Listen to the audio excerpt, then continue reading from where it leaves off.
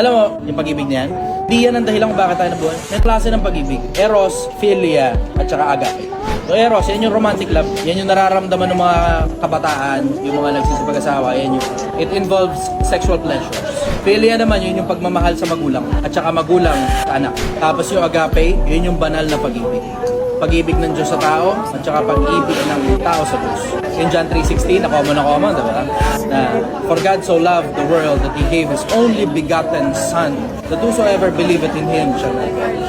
Bigay mo yung anak mo para wag mamatay mga tao. Yun yung dakilang pag-ibig. Wala kang makikitang ganun. Yun sana, yung pag-ibig na ina-adapt ng sang. Dahil wala nang ibang dahilan kung bakit ka nabubuhay at dyan mo na lang pinaigot ang buhay mo. Pag nawala, if you ever broke up, ano nangyayari? Papakasay ka ngayon. Bakit? Kasi maling pag-ibig yun nasa iyo. Sana unahin mo muna yung pag-ibig sa Diyos, isunod mo yung pag-ibig sa magulang. Tapos tsaka na lang yung pag-ibig na yan. Love can wait.